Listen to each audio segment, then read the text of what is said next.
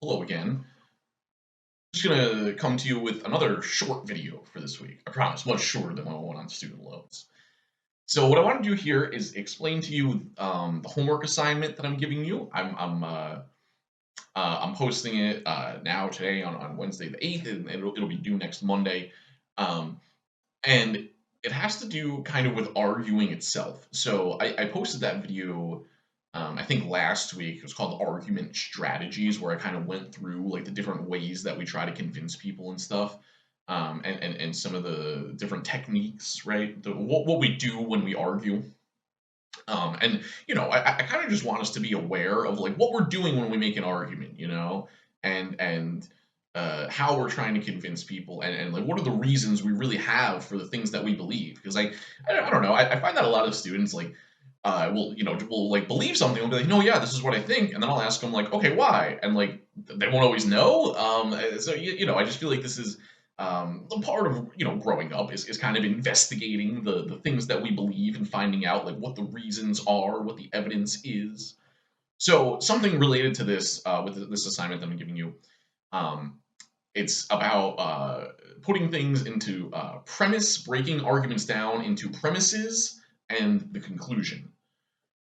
So if you look at the like logic handout sheet that I posted, it gives you some definitions of like what an argument is, what a statement is, and what a premise and a conclusion are. So basically, a conclusion is the thing you're trying to convince someone of, right? If I'm like, you should come to the mall with me because it'll be fun. The thing I'm trying to convince you of is to go to the mall, right? That would be the conclusion. A premise is like the reason for the conclusion. The premise is like the evidence. It's the thing that gets us to the conclusion. It's the reason. It's the evidence that we believe it. So the example that I gave, the conclusion is you should go to the mall. The premise would be it'll be fun. Going to the mall is fun. Premise. Conclusion, you should go to the mall.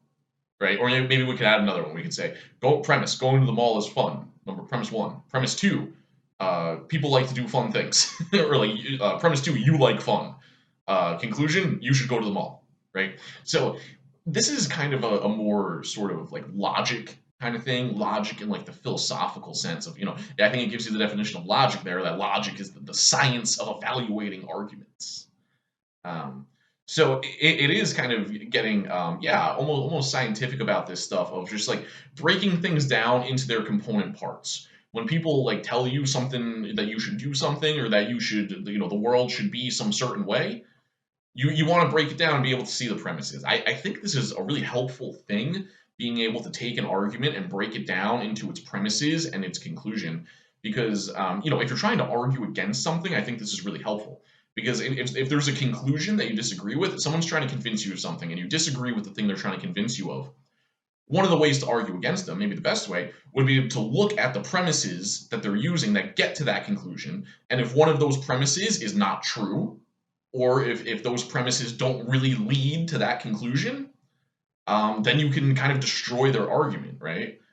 Um, so yeah, I think this is just a helpful thing for making any sort of argument. Which obviously, as we move on in college, we're always going to be writing argument essays. Where academics is really about arguing. That's really what it is. It's saying, no, this is the best way to do it. This is what we should do, regardless of the field you're in. If you're in biology, psychology, English, any of it, it's all arguing, and that's all what essays are about. So I think it's important that we kind of take a big picture view of arguing in this way.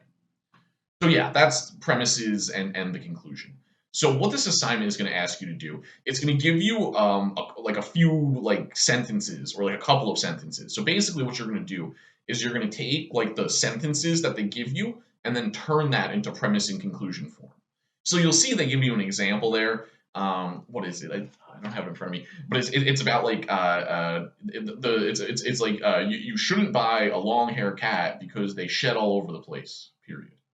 Also, I heard that they have a lot of fleas, period. So it's those two sentences, right? You shouldn't buy a long-haired cat because they shed all over the place. Also, I heard they have a lot of fleas. So if we're breaking that down into premise and conclusion form, the thing that that those couple of sentences is trying to convince us of, the conclusion is you should not get a long-haired cat. Why? What are the reasons? Those are the premises. The premises here are that they shed a lot, premise number 1, and premise number 2, that they have fleas. So there you go. Premise 1, premise 2 leads you to the conclusion, and that's how like the argument works. So the assignment that I have for you, which it's very quick. This will take you like 5 to 10 minutes the most. But you're just going to read through the sentences that they give you, and then break it down into premise and conclusion form, the same way they do in the example. So you can put like the letter P and then whatever the premise is, and so there will either be like one premise or two premises. You could have any number of premises for an argument, but these are short just so we can kind of pick up on what's going on here. So it'll have like one premise or two premise, so you can just put the letter P and then what the premise is, and then if there's a second one, just the letter P and the second premise, and then the letter C and what the conclusion is. So again, I'm hoping that we can become just more aware of the arguments that we're making and how it works and stuff. And honestly, I do think that this will help you, to kind of find out, to kind of investigate your own beliefs, and also to like argue against the people around you when they say things that you don't agree with. And I think it just helps us to be more convincing overall. So I want us to do this little assignment about premises and conclusions. All right, I think that's it for this video. Talk more soon.